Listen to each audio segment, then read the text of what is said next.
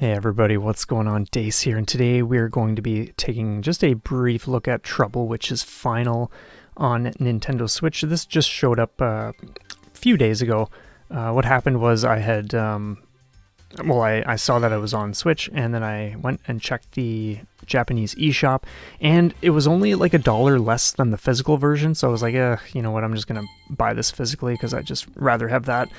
And then... By the way, there are a lot of characters in here. I think it's something like 10 or 11, which is pretty wild.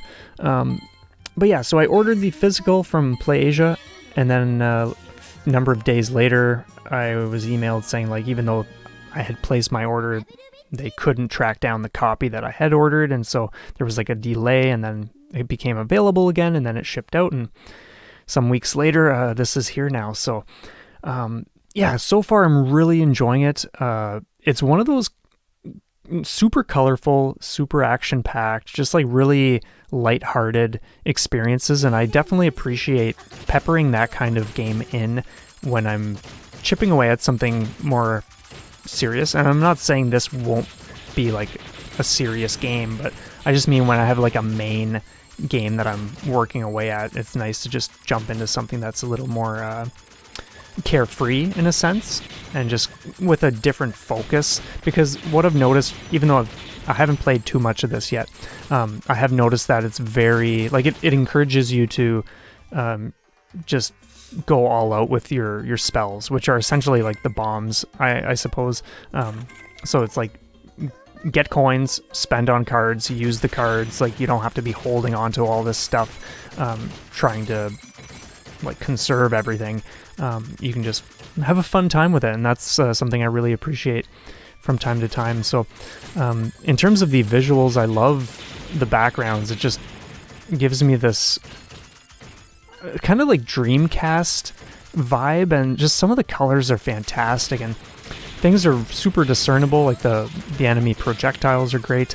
A lot of the different enemies that we go up against have really unique attacks, so I always enjoy seeing stuff that just keeps things fresh, based on, or compared to what I'm currently working away at or used to. So you'll see this like magic circle thing that is slowing down enemy bullets. I really like that mechanic. I wouldn't say like I have a full understanding of all the ins and outs of how certain bullets target you. Like I think I just skimmed over the manual in-game, and it's something like if certain enemies escape the screen after firing certain colored shots, then I think the shots will then switch color and target you or something like that. So there's a lot to kind of just like get used to here. But I do really enjoy the inclusion of the shop. I think it's really cool because, like, and it's not that I feel I need this in a game, like in shmups specifically, but it's neat that it kind of gives you like a breath of fresh air, or just like a second to just kind of come out of the action and just chill for a moment or two. So I think in this video anyway, I think what I do is I no-miss the first two stages, and then stage 3 I don't really have any experience with that yet, so that's where the fumbles start to happen, and that's where the run ends. But as far as I know, it's a 6-stage game, and I'm really eager to just casually play this and eventually clear it. I'm not sure like what kind of time I'm going to be able to put toward this, but it is one that immediately just pulls me in as being like a really fun and enjoyable time. Excuse me. And so I'm stoked. I'm really enjoying this. I think it's great. And just like even attacks like that, just the colors are so brilliant, and like it's almost like it burns into your eye or your eyes. And there's just a lot to appreciate here very, very quickly. Like when you're in the tutorial or like the game manual, it's like just a 3-page thing you can flip to. Like the music is just fantastic. I could just be on that screen listening. And even things like the score screen at the end here, and just seeing the characters as the next stage loads and whatnot. Like everything is just very, very crisp, colorful, and attractive. It's just fantastic. They did a wicked job just putting everything together. Like this just feels like a really inviting package. And backgrounds like this, it's just, your mind can just wander into the background when you see like into the deeper layers there, like the sun shining through the treetops and whatnot. But I think one thing that has tripped me up so far, I think it's like, we'll see it in stage 3. I think there's that part of me that is treating it like a normal shmup where you want to hang on to your bombs until things are like very dangerous. But I think, like I said earlier, like this game really wants you to just use stuff and go wild. And I'm sure like people have done stuff like no magic spell runs or whatever the case is, and sure, like if I get really into the game then I might tackle that sort of thing, but like right now I think it's just fantastic. But yeah, the point of bringing that up is like, I think as long as I just tell myself, okay, this is a game to use all of these things, there will be very, very few mistakes compared to like what we would see in stage 3 of this video anyway. But yeah, some of the stuff does get pretty dense and it's just wild. One thing I've noticed, like I'm using one of these slowest characters as far as I know, and the movement still feels very, very fast to me.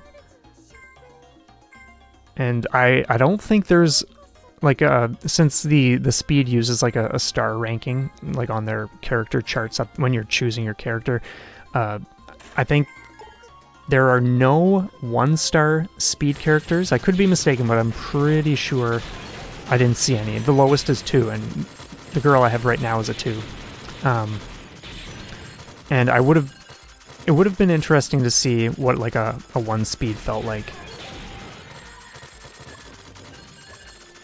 But I think and it's not that I've even sampled too many characters, maybe the starting one and then this one, I think.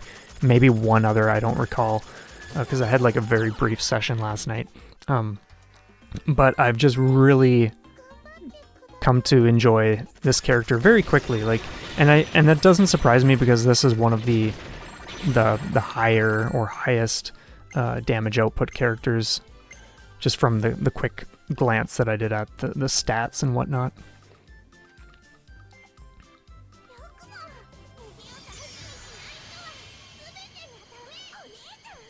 And you can have a maximum of 3 spell cards at a time, and I'm not sure if there is a way to switch the order and choose. I kind of don't think you can do that. It's just kind of like stack order, like whatever is on the top of the pile. Like right now Meteor is showing, so it's going to be Meteor when I choose to fire that off.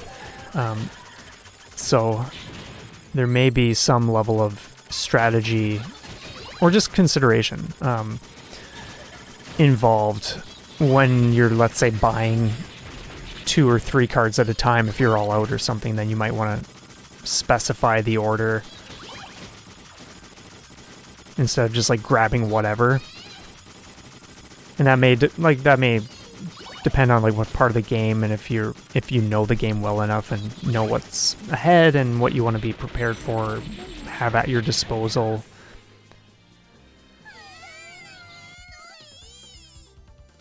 And as for the magic circle, that does use magic power like MP, and as far as I know, you can just like stay still on the screen to recharge more quickly. I'm not sure if it recharges if you're moving or if it's just slower. I haven't paid any attention, like I haven't at all looked up any info or even looked at the screen to like watch what happens yet. But yeah. So yeah, this is a stage where things definitely ramp up huge compared to stages 1 and 2. We just have some pretty aggressive enemies. Attacks are getting much more like widespread and numerous, which can complicate things. But yeah, it's a blast of a game so far. I'm really glad that I got this. This is one that I know my daughter will love. Just like playing. And it's not that she isn't even 3 yet, so it's not like she really has an understanding of what she's doing, but she just has fun playing this kind of stuff. Like, she'll lose life after life, but she likes shooting and moving around and things like that. So, and I know, like, because of the characters specifically and the voices and that kind of stuff, she'll be into this and she'll just have a blast. So it's a Sunday morning and I will likely let her have a session on the Switch at some point today, and yeah, so I'm looking forward to that. Lots of fun times. Yeah, those bursts there are wild. So when you use the magic circle, I think some of the bullets get cancelled out initially, but as you can see, some stay as well. I'm not sure, like, what the whole situation is with that. That's, again, like, just stuff I will either research or just figure out as I go. I'm not sure, but we'll see. But yeah, as you can see, I mean, at this point it's just like silly fumbles from things that are easy enough to dodge. But I do love all the gold and the coins. When you kill an enemy, the coin will drop away unless you let go of the fire button. And as long as you let go, then the group of coins on screen will come to you, like you're seeing now.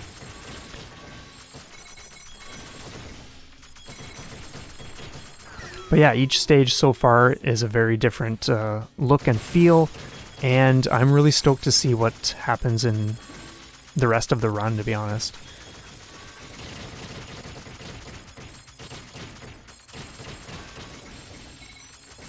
And I think it's about... oh man.